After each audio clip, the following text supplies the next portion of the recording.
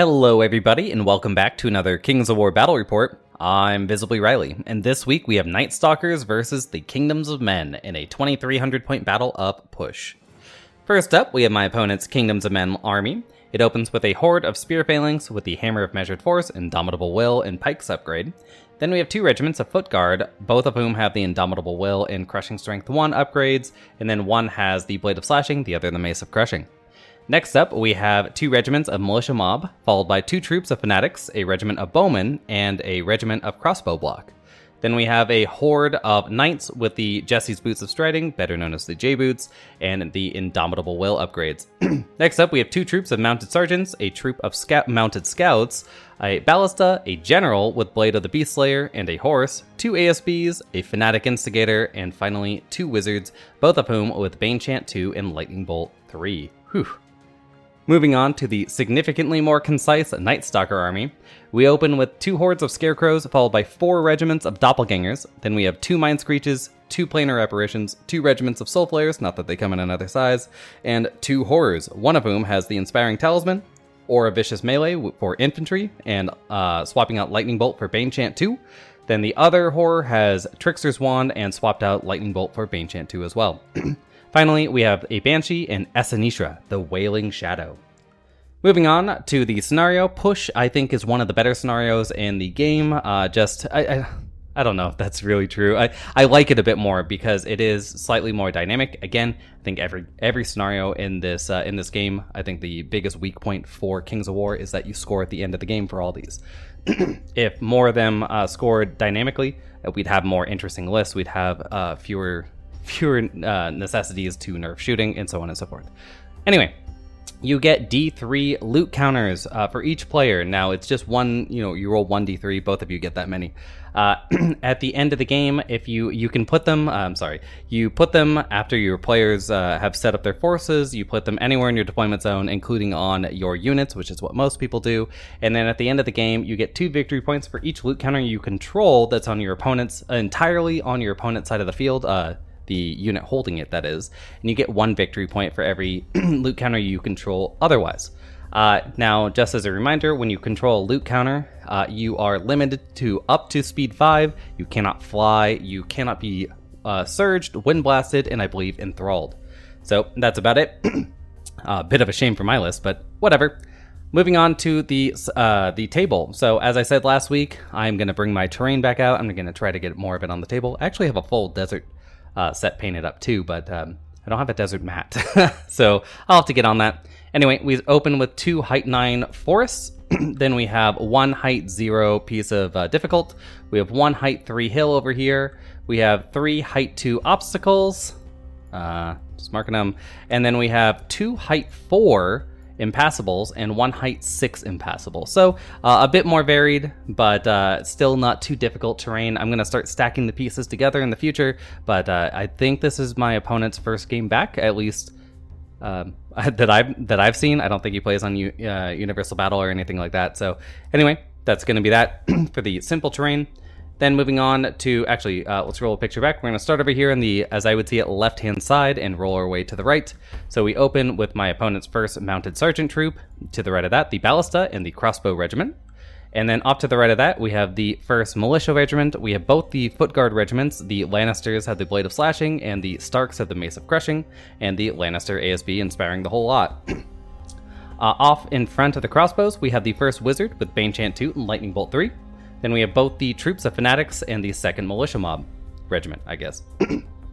To the right of that, we have, in the center of the field, we have the second Wizard with Banechant 2 and Lightning Bolt 3. And then off a bit to the right, we have the Night Horde with Indomitable Will and J-Boots. In front of them, the Mounted Scout Troop and the second Mounted Sergeant Troop. Off to the right of that, we have the second ASB. We have Gregor Clegane, the Mountain Who Rides, is the General with the Horse and Blade of the Beast Slayer. And in front of that, we have the Spear Phalanx Horde with Indomitable Will, Pikes, and Hammer of Measured Force. And finally, we have the Bowman Regiment. So, opposite this whole lot of Gregor's men, we have the first regiment of Doppelgangers. Now, all of my regiment-sized troops or regiment-sized troops, that made no sense. My regiment-sized units are all doppelgangers. They all look a little different, which I guess is in keeping with doppelgangers. They can look however they want, but it's really just, I haven't I haven't really played this list outside of this game, so I haven't figured out what I'm going to do about that. Anyway, with the first regiment of doppelgangers behind this unit of doppelgangers that I forgot to mark, we have the first planar apparition and the mind screech, and finally this archer lady, little wraithy, little Sylvanas-y, is the banshee. Off to the right of that banshee, we have the first horror. The one back here is the one with the inspiring talisman, the Aura Vicious, and Banechant 2, and followed by the second mind screech. Now, I will say, oh man, actually, I'll get to that a little bit later. We have both the doppelganger regiments, the remaining two, and Esanishra is this lovely lass. And to the right of that, yes, these are a bunch of skeletons, and the reason for that is I was looking for my ghouls, but yeah, recently we had a bit of house trouble. I had to, pack up all my stuff and have it put somewhere, and unfortunately the person I stored it with was incredibly careless and destroyed basically all my painted models, besides the one that you've seen recently. Like, you'll see a lot of the paint chips on these models. I just put them together the night before this game. So yeah, it's pretty sad, but I'm just gonna have to do them all again. I mean, sometimes people don't care about your property. But anyway, we have the Scarecrow horde and some pretty big Scarecrow quotes, followed by the second horror with the Trickster's Wand and Banechant 2, and the second planar apparition. Off to the right of that, we have the first regiment of Soul Flayers, followed by the actual Scarecrow horde, and finally the last Soul Flayers regiment. Note that the Soul Flayer regiment has its leader point slightly in the forest. And here we see the deployment. Let's talk about this real quick for the loot tokens and yeah, just the loot tokens, I guess. My opponent decides to put all three onto this pike horde, while I choose to put one on the doppelgangers and two on the planar apparition. Now, I do plan to put all three on this planar apparition, but it's a bit of a smart play to put your, or a better play, I guess I should say, to at least try to keep your opponent guessing. So I put one on the regiment of doppelgangers directly in front of them just to see what my opponent does, because I can always just drop it and the planar apparition will just walk in there and pick it up. So that's the idea. And let's talk about the deployment just a little bit. I will say I like my opponent's deployment on the left here. I don't particularly understand putting the mounted scouts back here, or the mounted sergeants, but maybe my opponent just couldn't figure out a place to put them, right? That happens when you have such a wide list. I think this is like 20 units. So yeah, this doesn't make particularly sense, but I like the rest of this. Really good formation, as long as, and maybe the mounted sergeants do make sense if you're going to hold them back a little bit, just because this is a really rigid formation, and if anything gets around it, like say Soul Flayers, they're going to be in trouble. But I do like this deployment otherwise. On the right, I think there are two major mistakes. First up, the Night Horde has the J-Boots. Now, I do not advocate that you bring the J-Boots on your Night Horde. Your Night Horde should have offensive items. I've been hearing this a lot on unit reviews and stuff like that. You don't bring the terrain mitigation on Night Hordes. You treat them like, essentially like orcs that sometimes charge 16. You want to keep them in your battle line, you want to keep them supported, and you want them to have offensive items so they just walk through whatever they charge. So, besides that, my opponent does have that item, so I think that maybe placing them over here would be a little bit better, because these pikes want to get to this forest very badly, because one, they have the loot counters, two, they can grind so well in there, because I do not have that much Pathfinder, right? I have Pathfinder on the planar apparitions, and then, well, that's about it. So they can really, really grind in there with Ensnare plus Hindered. So -2 to hit, I hit on a 4+, I steal your stats, I still hit on I hit on a 5+, but I steal your stats, I hit on a 4+, so I'm hitting on 6s.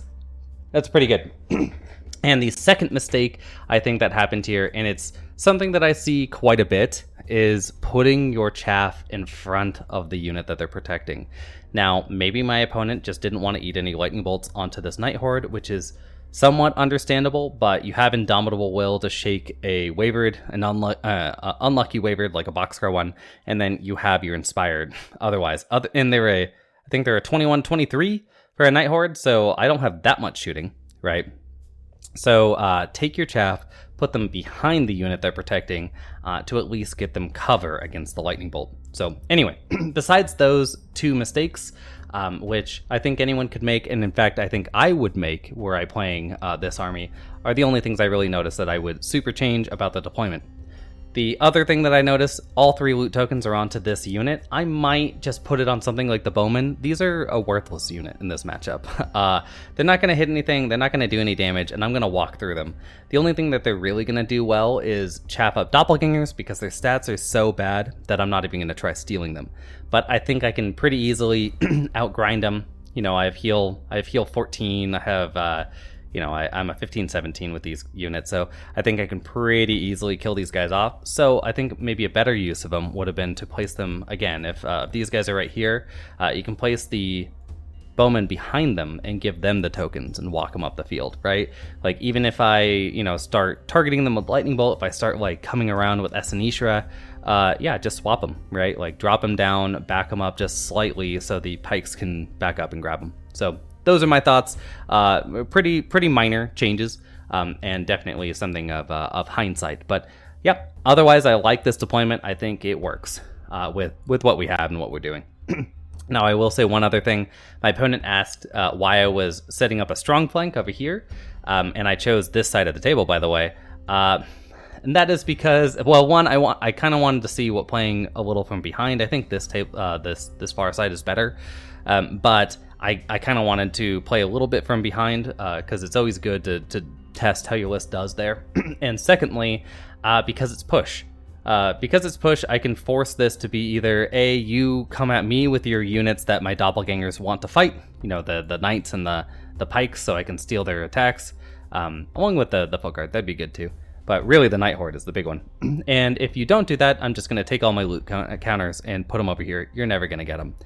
Granted, I might never get yours if you place them over here on these units, but I'll take those odds. So my opponent goes, oh yeah, and had to kind of set up to face opposite that. Anyway, let's move on to turn 1. So turn 1 ends up going to the Kingdoms of Men, and they sally forth, as you can see. First off, the crossbows on the hill move forward a little bit. They were out of range, so they might as well stay 50% on the hill. Then they have a shot onto, I think, my Scarecrow Horde. Just a quick shot. I actually did win the roll-off here, and again, I chose to go second. That is because I wanted to see if my opponent would walk into some of my charge ranges, because as I mentioned before, those soul flares that are down there in the bottom left are in the forest, so I can charge out. So if they get really aggressive, I might be able to mess with this very rigid formation. So I chose to go second, which I've been doing a lot lately. I still think it's probably not the best move in a matchup where like everyone knows what they're doing, and I'm not saying my opponent doesn't know what they're doing. I'm saying like we're all super rusty, so none of us do over here at least. So anyway, off here on the right, yeah, and you can see why this unit it's such a mistake to put it in here. The knights, even if they are hindered, so they're not going to be able to march through this, still move 8, right? These guys really needed turn 1 to go their way, especially because all the loot counters are on them. So, like, deploy them right here, march 10, or probably, yeah, 10's fine for turn 1, especially because you have it. And then move these guys 8, it's fine. But anyway, my opponent doesn't, and again, has their chaff exposed for shooting. Over here, you can see we're going to get ready for some shooting, so we're all going to fire into my soul flares, except for those crossbowmen who miss on their 7s. But the ballista plus the wizard, the ballista missed, the wizard does 2 wounds to the soul flares. That's pretty good for the turn 1 for them. And over here, these archers take aim, do 1 wound to my doppelgangers. Yeah, I think that's pretty solid considering it's turn 1 shooting. There's a lot of movement. All of these units, except for the ballista, had to move to shoot, and then I'm stealthy, so it's gonna be on 7s always. So yeah, 1 damage is pretty good, but I don't get wavered on any of those units. So moving on to Nightstalkers turn 1. So Nightstalkers turn 1. First up, I move forward with the scarecrows. I'm just doing what they can. They're only speed 4, so they just shamble on. They're not actually shamblers. I know some people get confused by me using that nomenclature or that word choice, but yeah, I just moved them. I take the soul flares here and I place them onto this wall. I originally was going to go for a wind blast play, but then I realized it doesn't really work because all these units are trapping each other, and I don't want to move these guys too far back.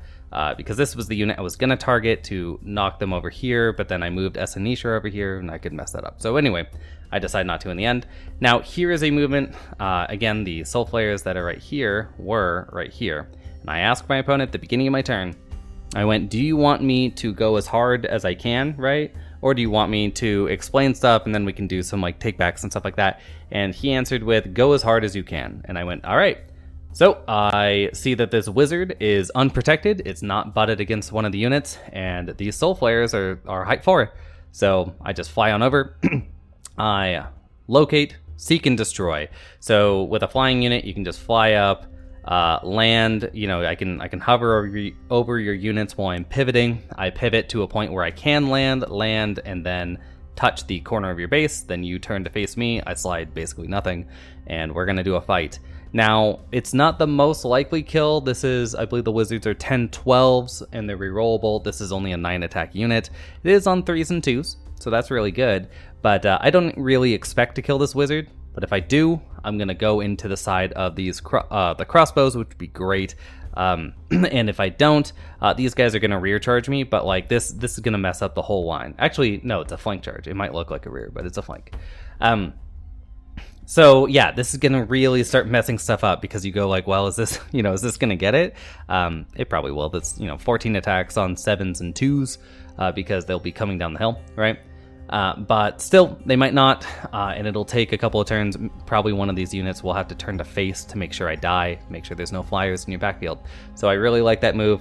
Esanisha just comes around here to be more of a bother. Man, is she a good unit. But we'll get to that later.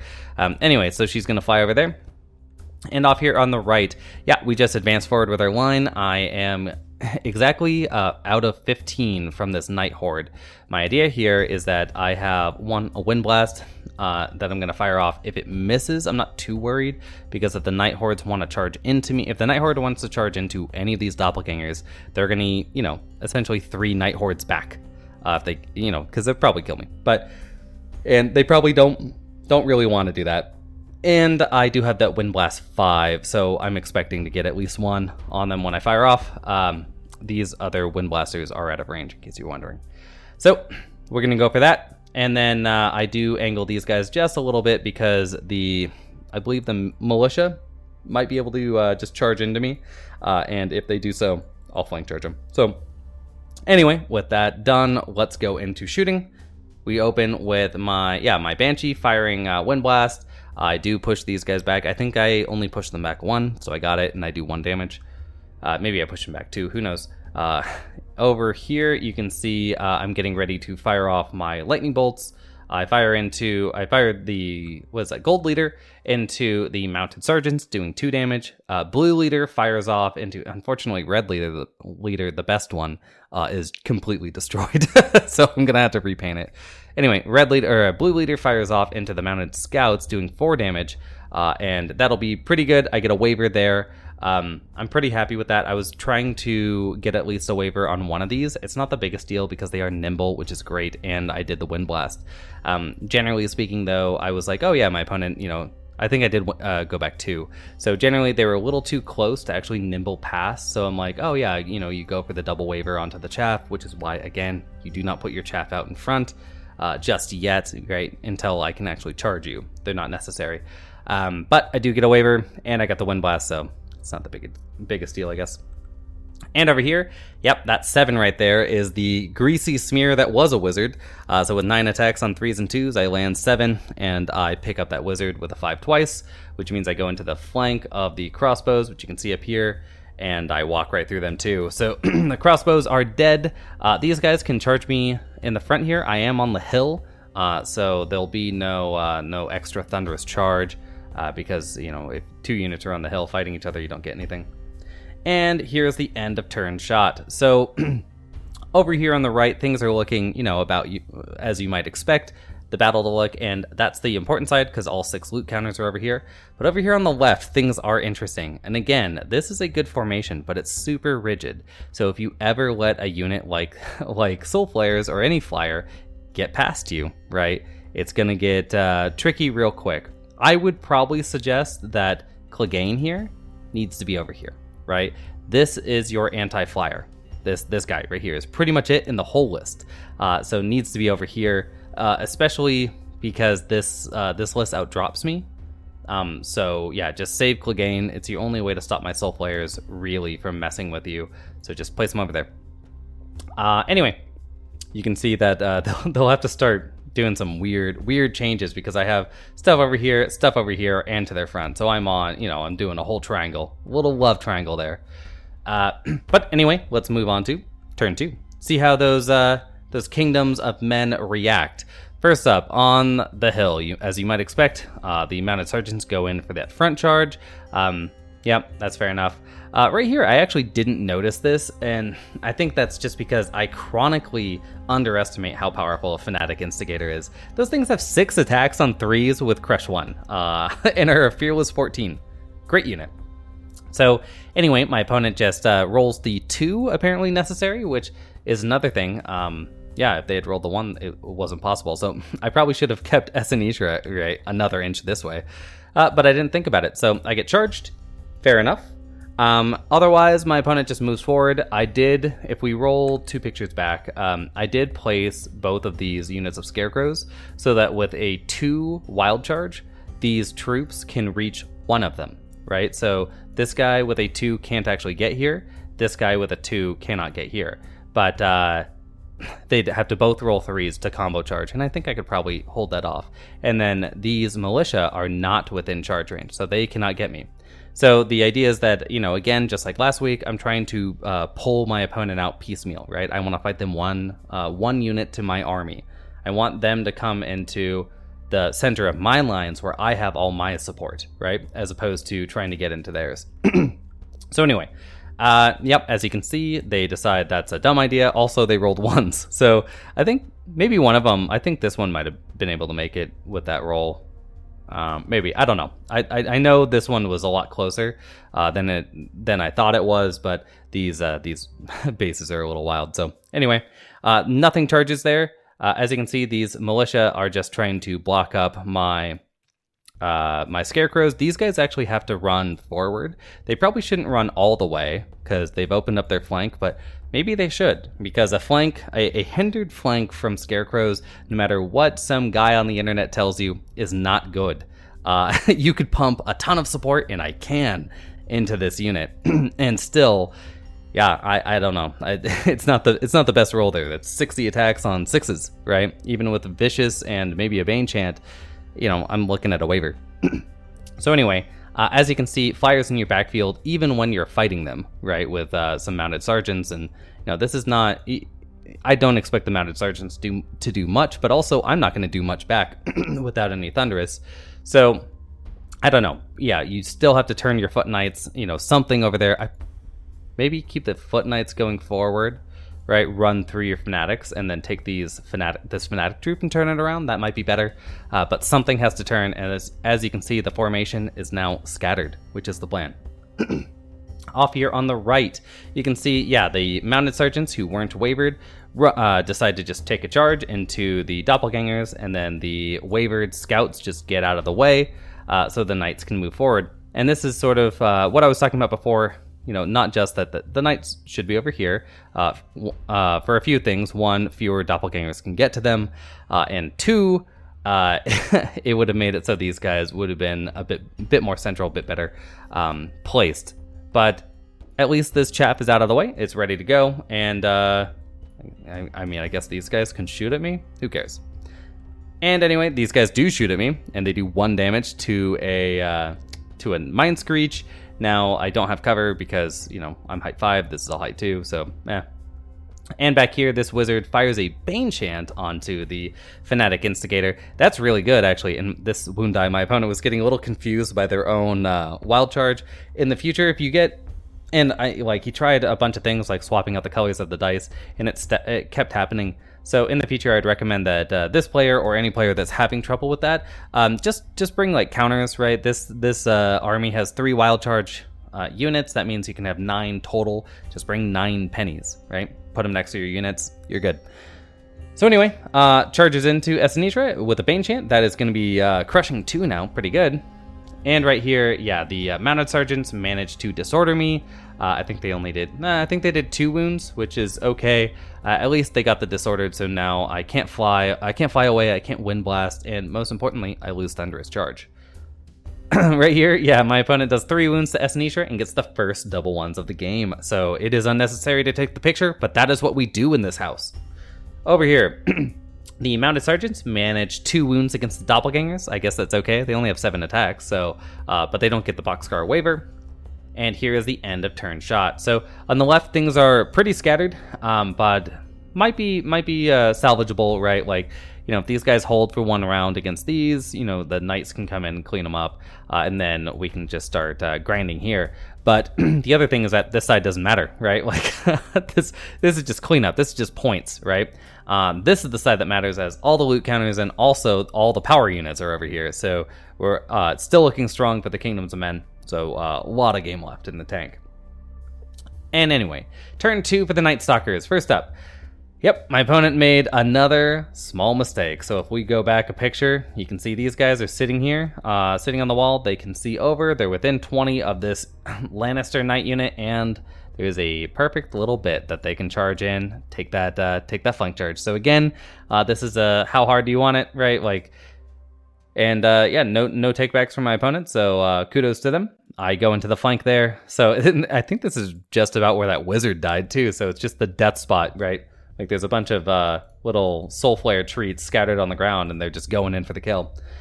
I take these soul flares and I countercharge into the mounted sergeants, looking to get a little damage on them, maybe get a waiver.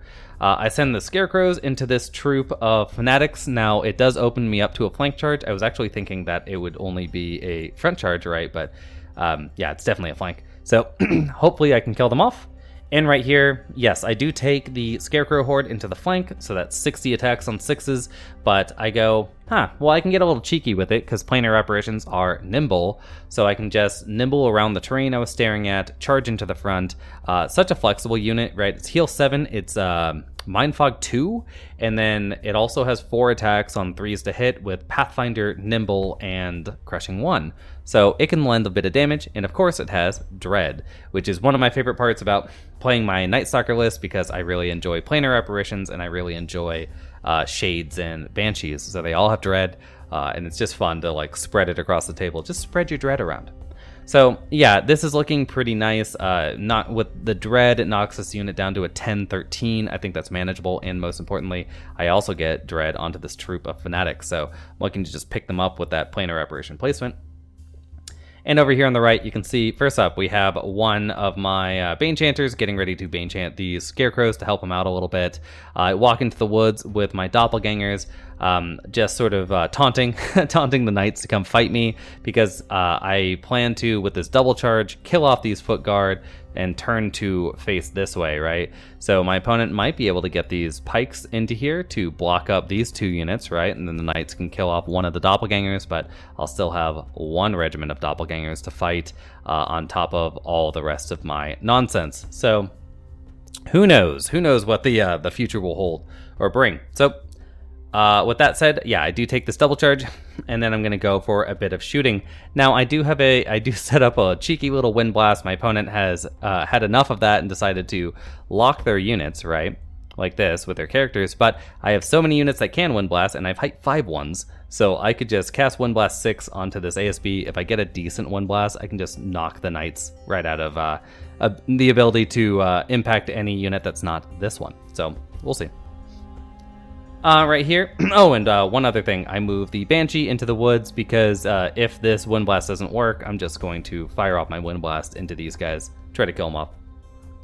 And up here, actually, let's go back a picture one more time. Last time, I swear.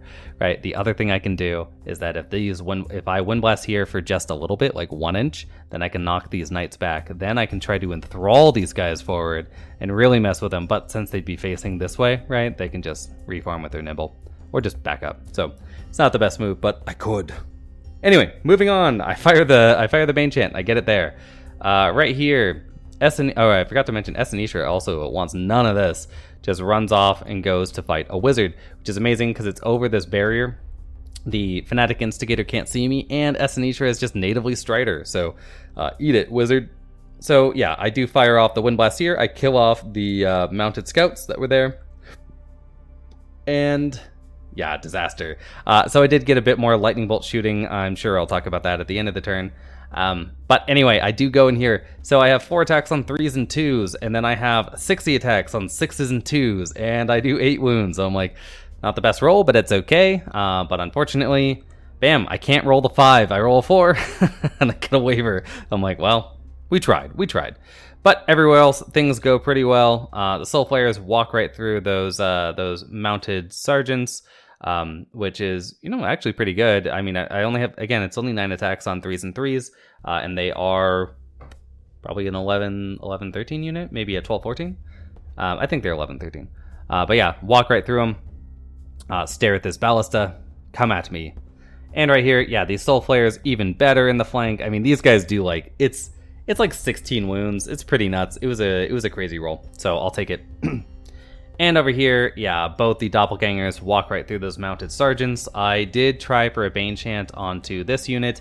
That is because the flankers, I blocked off my line of sight with my horror, because I was just, kind of firing on autopilot, where I'm like, oh yeah, I just want to make sure that no shooting can get to me, so I hide behind my height 5 monster, and I'm like, wait, what shooting? Also, what am I afraid of? I'm a Nightstalker. So anyway, small mistake by me. But I don't have to suffer at all, so we kill them off, and here's the end of turn look. So I have turned in these 2 units just a little bit. This is because I can get flanks. Anyone that charges into either of these units and doesn't kill them, I will then be able to flank with the other one, right? Unless this happens, right, which is okay. But these knights do have a juicy rear, so maybe they'll go for that instead. Maybe this tree is blocking the line of sight of my opponent. But anyway, with that said, let's move on to turn 3. So turn 3, for the Kingdoms of Men, first up, yes, we're going for a quad charge. We've got the militia, we've got the fanatic troop, we've got the knights, and we have the last knights, and we have the fanatic instigator just going like, screw these scarecrows, get them out of here. Back here you can see, oof, look at both of these units of Soul Flayers just ready to pounce. But I guess my opponent's going, they've got to fail sometime, so why not? And that's fair enough. I think at Masters I got 3 flank charges with Soul Flayers over my 6 games, and all 3 flank charges I did like 1 or 2 wounds total on 3s and 2s. So they are Soul Flayers. They do what they're gonna do. Up here, yes, the Night Horde goes into the rear of the Scarecrows. That's not pretty. I mean, that's like 96 attacks on 3s and 2s, so oof, I don't even think you need to pop J-Boots for this. I probably wouldn't have. I think my opponent did, though. So anyway, over here on the right, you can see, yep, the not halberds, the pikes go into one of the units of doppelgangers, and this might be a mistake, right? Like, maybe the knights should have just gone after some doppelgangers instead, just because right now this is a very exposed unit, right? Like, the knights can kill off my guys, who cares? I have, Soul Flayers over there that can help with the knights. Over here, though, the ensnare is really good against my regiments, but, if I send 2 in there, that's going to be 60 attacks on 5s. Not the best odds. So anyway, they go in to try to kill him off. That is 30 attacks on 4s and 4s. I'm looking at like 8 damage. I'm a 15, 17. I'm not too worried. And here, the ballista actually hits me, which is, I mean, fair enough. We're right in front of it. Does 2 wounds to me, but does not get a waiver or a kill. And up here, my opponent's archers take aim at my loot-carrying planar apparition, do 1 damage to it. And I'm like, yeah, okay. I am defense 3, so good. And right here, yeah, my opponent rolls actually insanely well here. 27 wounds onto this unit. I mean, it wasn't going to survive in all likelihood, but like, I think these knights actually hit and wounded with 12 out of 12 attacks. And, this unit's terrible, right? This unit is amazing, as are the fanatics, but 27 wounds still, it seems high to me. But anyway, it doesn't really matter too much. They are, after all, essentially zombies, so they get pasted. The knights, unsurprisingly, paste my other unit. My opponent is just making sure that my Soul Flayers are in the front of this unit, and the doppelgangers are in the flank. Now, you might be thinking, why would you ever allow doppelgangers into your flank? And generally, you'd be right, but the problem was the only way to get the doppelgangers in the front would have been to give one of the Soul Flayers the rear. So, yeah, you probably don't want to do that. It's probably just as bad. So might as well take the hindered doppelgangers to the flank instead. And right here, I forgot to mention, Gregor goes into my Banshee, just ready to fight. I actually, this is a pretty big mistake by me. There's just no reason to be within charge range. I could have been slightly out, but I didn't pay attention. But does 1 wound to me, so I guess my Banshee's not going to be doing anything but running away this turn. But not a kills, because it is a -12, so it's, you know, it's a little hard to kill off. Right here, the pikes go in. They do 5 damage, which is a little below, but not too much. It's well within their margin. And thankfully, do not roll the 10 to waver me. And here's the end of turn shot. I think they actually did boxcar kill me on the first one. Either that or it happened somewhere else and I re-rolled because of, you know, Mind Thirst, which is always fun. I love Mind Thirst. Super fun rule. Just because I like using your inspiring characters, so I like to call out, you know, like I had a tournament once where Grok walked in and just like, you know, grokked a bunch of my units, but then I was like, Grok, you inspire me to be better, and then, you know, my opponent would double one it. I think it happened like 3 times in that tournament. I was like, oh no, please stop. So anyway, this is the end of turn 3 for the Kingdoms of Men. Things are interesting. There's a lot of rears going on here. The left looks lost, looks pretty bad, but the right might still be salvageable. It depends on what happens with this ensnaring unit right now. So let's see what the Nightstalkers have in store. First up, yep, I just take both the rears here. I charge into the 2 units that can actually hurt me, which are the Knights and of course the Fanatics. Who cares about Militia? My opponent did a canny move here, which is that they kept the ASB to the flank of the Soul Snares and then butted up against the unit this time, so they won't allow it to happen a 3rd time at least. And then same thing with the Fanatics Instigator, which is they can just overrun with these Knights and make sure that there's no rear charge there, or no charge there possible. But it doesn't matter too much because these are the 2 units I actually want to kill. I probably wouldn't chance killing off another individual with soul players because they just don't do that kind of damage. So anyway, I'm just going to take those rears while I can. Over here on the right, you can see I decide the other planar apparition can get a cheeky little nimble charge into the knight, so I take it because again, I'm a Pathfinder. And then I take Esanishra into it because she's Strider into the rear. So, you know, she's Crush 3, like crazy good, crazy fun unit. And then, of course, Doppelgangers in the flank. These Doppelgangers, I feel like I could have messed with it a bit more by moving one of my Horrors forward to like block a bit of an angle and maybe force it so I could overrun into this unit, but it seemed like a lot of work considering I had to stay 1 inch away from this, so I didn't do it. It might not have been possible. And yeah, speaking of that, I take 2 regiments of Doppelgangers, I go into the front, and then I make sure that I've got my planar apparition here to spread its dread. And then, you know, I run off with with my Banshee, so she's out of here. I turn both of the Mind Screeches. We're gonna stare at that Care Bear stare down the Militia unit with 8 wounds on it. Hopefully, just kill it off with Lightning Bolt real quick. And here we go. So in combat, yes, both these guys. So that's gonna be 60 attacks on 5s and 4s. I think I might have got a Bane Chant in here as well. So maybe 30 of those attacks on 5s and 3s. I'm also vicious, so I do quite a few wounds. It's not a double one, but I roll high enough to kill him off. Right here, yeah, I do 3 wounds to Gregor by stealing their stats. Get a waiver, so waiver's really good here. Makes it so my Banshee is safe. And yeah, you might have seen it coming a little bit. I do Bane Chant up this unit of Doppelgangers, of course. I also put my my Vicious Aura within range, so that's going to be 64 attacks on 4s and 4s with Vicious. Then I have 5 attacks on 3s and 2s with Vicious, and 4 attacks on 3s and 4s with Vicious. And then of course Dread. Now, the only unit I actually rolled was the Doppelgangers because we got them to Devastated with just that. They rolled crazy, walk right through the Knights. So, I mean, it's not pretty, but I love it. Over here, yes, we kill both these rear charges. This might surprise you. So yeah, we kill them off, and this is what the end of the turn's gonna look like. It's pretty grim for the Kingdoms of Men, but maybe they can drag some of these nightmares down with them. We've got both of these soul flares ready to go. I feel like I should have rotated these soul flares a bit more, right? Because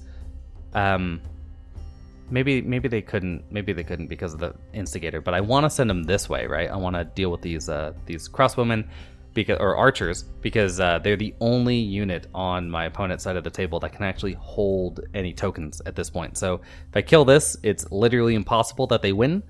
So I need to be focusing that way. So anyway, with that out of the way, let's talk about turn 4. So die fighting, I say. First off, my opponent sends the Fanatic Instigator. What a boss, into my Soul Flayers, looking to drag these assholes out of the air. They already have 4 wounds on them, so it's not that unlikely. The Militia here just turned to not make it a rear charge. Fair enough. And over here, yeah, the archers just sit still. I'm not sure this is the right move, but because they have to get loot counters to win. But maybe my opponent's just going like, if I scoot back, right, like I'll spend my entire game trying to kill them off because they are the only unit.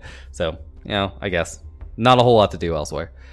With their shooting, they do fire into, I believe, the planar apparition with all the tokens again, and maybe do a wound, I think, because I did regen the last one off. So up here, my opponent does 1 wound with the Mighty Instigator. Luckily gets the waiver on the 8, so better than nothing. And here's the end of the turn for Kingdoms of Men. First up, yeah, got that waiver. The Ballista doesn't hit anything. It tries to fire, I believe, into these Soul Snares here.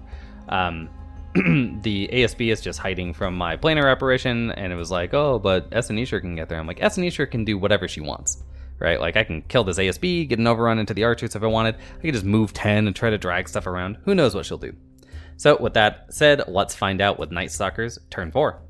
So, Nightstalkers turn 4, Esanisha decides to be a little bitch about it. First up, I fly her over here, and I fly her exactly 1 away. I've seen this a few times, and then I take my Banshee over here to get within Enthrall and Windblast range. Now, I've seen this a few times of people are a little confused about Windblast, Enthrall, and Surge.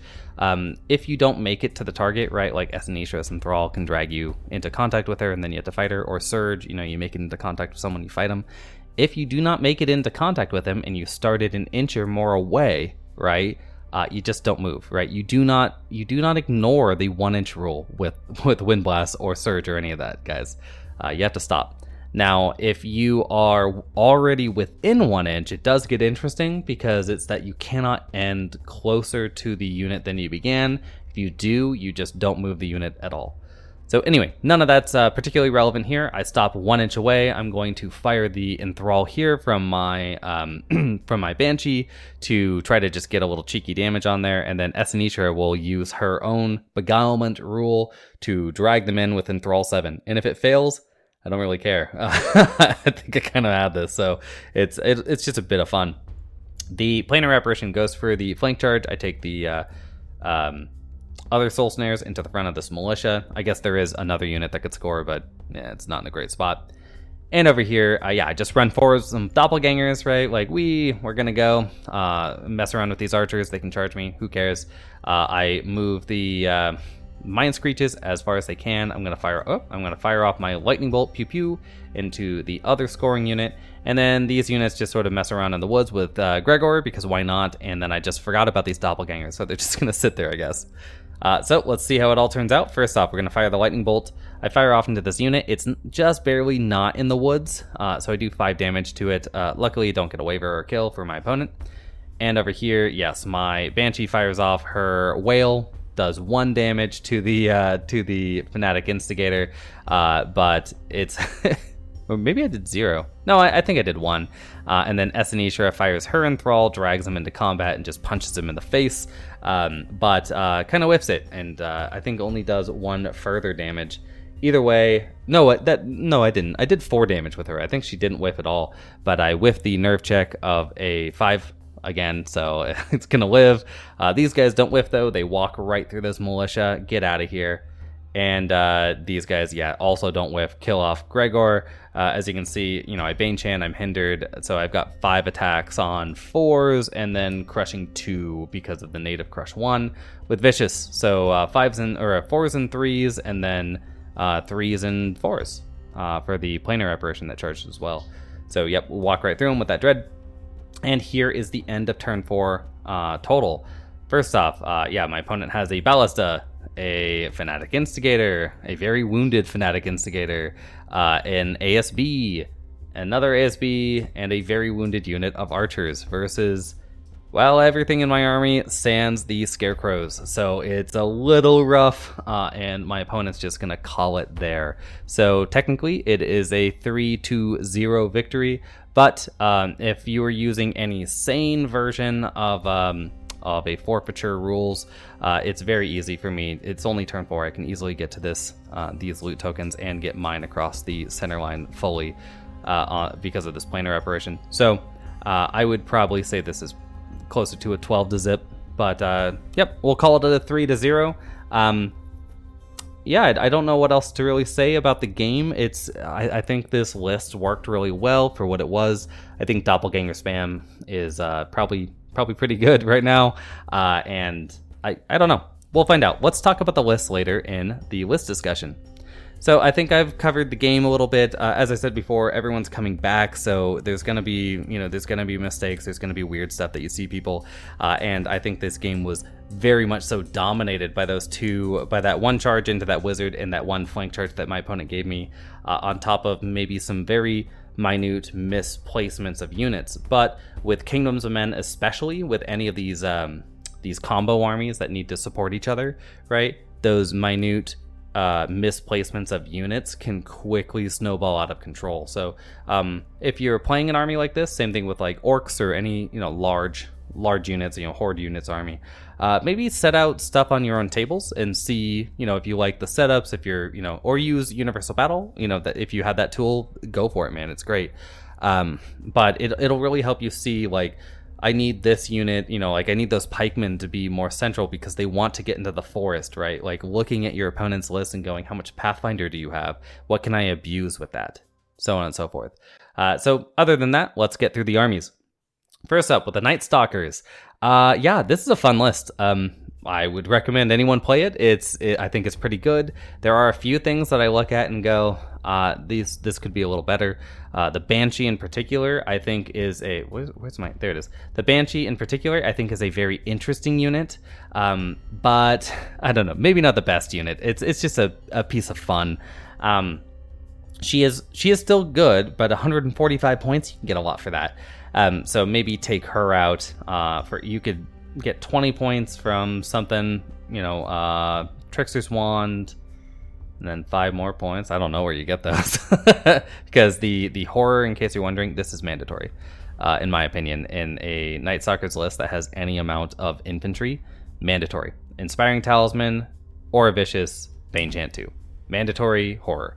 So there's not a lot of point bloat there, but if you could figure out the 60 or the 20 points, you could get another planar apparition, I think, or more likely, I would say some soul flares. Third unit would be golden, but I do think the Banshee's fine. Runner if you want. She's very fun. I wish that you could Zephyr Crown her. That would be rad, just like the Boomstick stacks. Come on, RC, let me have that Windblast 8. It'll be fine. It'll be fine, guys. So anyway, I think the list is fine. You can mess with it a little bit. Esanishra is a total beast. There's no surprise there. I think most people that play Nightstalkers or play against them have talked about her. She's just insanely good. Having Strider, having Flight, having Dread, she's mighty. She's Crush 3. She's got movement shenanigans. Just you name it, she does it. Amazing unit. And over here in the Kingdoms of Men, I have a lot more to say. Now, when I go down this list, there are a few things I'd like to touch on. First off, let's talk about the Spear Phalanx. The Hammer of Measured Force is not good. The item's good. Let me rephrase that. The item's absolutely fine, but you have 2 Banechants in your list, and probably should have at least 3, because why are these ASBs naked? But you don't take the hammer when you take Banechant. Just don't, right? Because they don't mesh together, and this is one of your 2 hordes, right? You have 4 total combat blocks in this entire army, with a Spear Phalanx, the Foot Guard, and the Knights. Where are they? The Knights. You have some other stuff, right? Like Fanatics aren't, they're nothing to put your nose up at. Same thing with the Fanatic Instigator, but these are your combat blocks, right? So taking 25% of them and making them immune to Banechant is not a great look. So yeah, no hammer. Not necessary. If you wanted to spend 20 points, you could have had the Caterpillar Potion for that. This is a great unit for the Caterpillar Potion. Again, it wants to be in the woods. So that's my first thought. Second thought, I don't like Foot Guard. A lot of people like them. And I'm not trying to poo-poo them. Leave them in the list if you want. They're fine, and I know a lot of top players like them. I don't. I think Fanatics are better, which really brings me to my point about a lot of people say like there's no reason to play Kingdoms of Men because Rordia exists. That's not true. Anyone that says that hasn't spent enough time looking at the Fanatics profile. It's just so good. And of course the General on Wing Beast, but we'll talk about that later. Next up, Militia Troop, excellent. Or Militia Mob Regiments, excellent unit. You can bring it, you can drop them. I think they're great.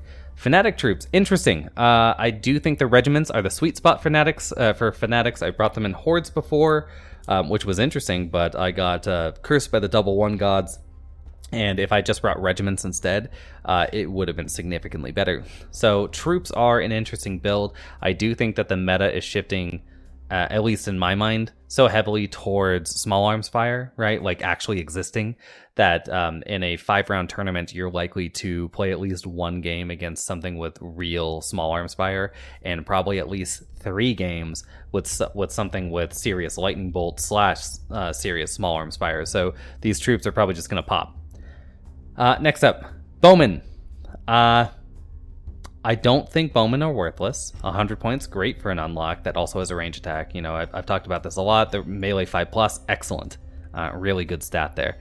But I would probably look at dropping them just because their nerve is a little on the low side. It's absolutely fine for a ranged unit, but you know, I'm looking at elf units and going, yeah, one of the main things is the extra nerve, right? The extra nerve, the extra speed, and the elite. But these are cheap and they do unlock. You just don't need them. So I'd probably drop the bowmen, drop the crossbows. You don't have enough shooting right now to really utilize these things. And again, I'm going to make all these suggestions. I want you to know that I'm sure my opponent was doing this because they like the models, that they like the look. All of my suggestions are going to be not really about your models. It's going to be about what the units do and what I think they should be doing. Next up, the Night Horde. As I said before, no J-Boots. Not worth it. Bring an offensive item, or nothing, but don't bring nothing. Bring an offensive item. J-Boots are fine, I guess, in the very niche circumstance that you don't have enough points for a real item on this unit, and it's better than nothing, sure. But that would be one where, like, I haven't used the Pipes of Terror, or I used the Pipes of Terror somewhere. I'd rather have the Pipes than J-Boots. Knights, I strongly believe, are just an amazing heavy infantry horde when you bring them. They can charge 16, but most commonly they're going to charge 16, treat it more that they can charge 12.1, I would say, right? They can outrange Soul Reavers and eat them, right? But they're not really going to push that 16 too many times in a game, at least if things are going well for you, because you want to keep them closer to your combat line, and then just use them as a bit of interdiction, right? Like that 16 or that speed 8 is essentially just saying to your opponent, I have a ranged attack in my mind, right? Like you can charge, you can kill them, but you generally don't want to. You want to hold them back. Next up, Mounted Sergeants. Good unit. Mounted Sergeants and Mounted Scouts, I think, are just a question of taste. I prefer the Scouts, but they're fine. They're both absolutely fine. They're nimble, troops of guys for a fair price, fair nerve. They're good stuff. Ballista, I would not bring this. Now, I'm not saying that I wouldn't bring it ever. It is well costed. 75 points is a fine cost for that. It hits on a 4+. It's D3 blast with piercing 2. But again, this army doesn't have enough shooting to really utilize that, and I'm pretty certain this is just a model choice. But it's a weakening your army, in my opinion. Drop it. The General with Blade of the Beast Slayer and Horse. Interesting. I think it's very thematic. This screams to me, the Mountain Who Rides, right? It's a big guy on a horse with Blade of the Beast Slayer, so, crush 3 when he's fighting monsters. Really cool. But from a purely mechanical point of view, drop him. For 50 points, you get a king on winged, or the general on winged beast, and that is one of the best monsters in the game, in my opinion. and on top of it, it's just way better than this guy. So unfortunate, bit of a thematic loss, but those are my thoughts.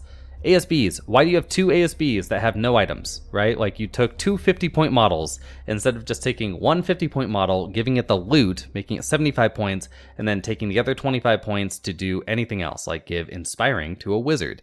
You have enough Inspiring, right? You have 1, 2, 3 in this list, all very Inspiring. You could have had 1, 2 very, and 1 regular Inspiring, and had 5 points left to spend.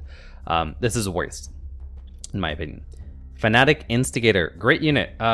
Interesting. I don't see this a lot. I definitely would. I slept on it. Like I would not bring this, in a normal list. But that's not because I think it's bad. It's just because I didn't notice it.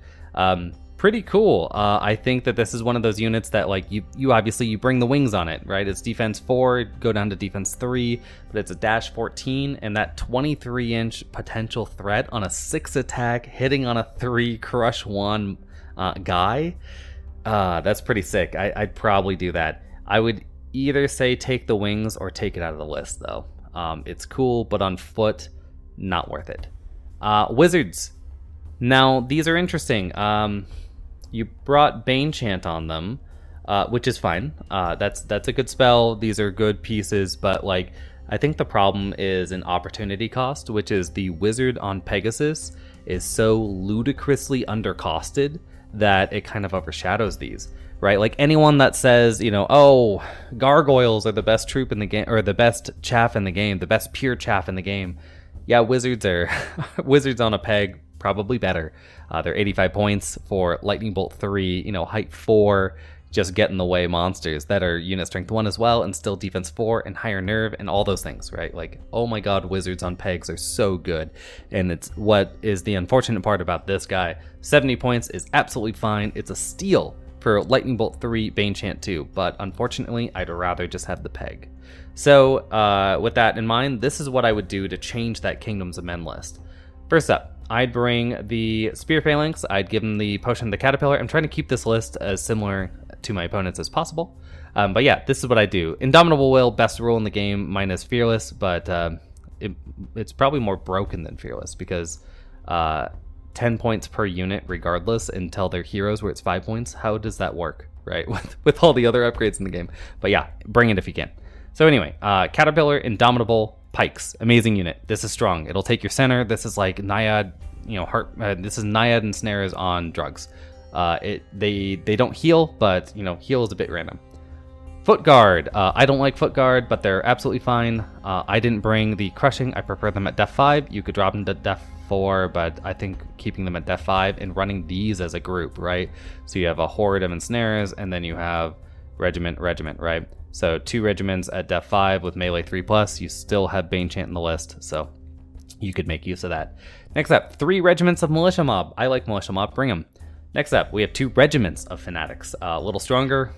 Regiments of Fanatics can weather 1 round of shooting, and then they can leverage that 13-inch possible charge with 15 attacks on 3s with Crush 1. Really good unit. Next up, Knights. Brute of Strength. That is the buy. So good on them with, of course, Indomitable Will. Next up, 3 troops of Mounted Scouts. I just prefer the Scouts. You can make them Sergeants, you can mix them, do whatever you want. I think the Scouts are better because we're looking for way to fire, right? So, way to fire, not rate to fire. In this army, we're still bringing some Lightning Bolt. We're going to take out the Ballista, but I think that if you're going to swap 1 to Sergeants, just swap them all to Sergeants or all to Scouts. That way you can fire them or charge them at will, right? Next up, we have the General and Winged Beast. Amazing monster, as I mentioned before. It's 7 attacks. It hits on a 3+. It's crushing 3, I think. Or maybe it's crush 2, thunder 1. Doesn't matter.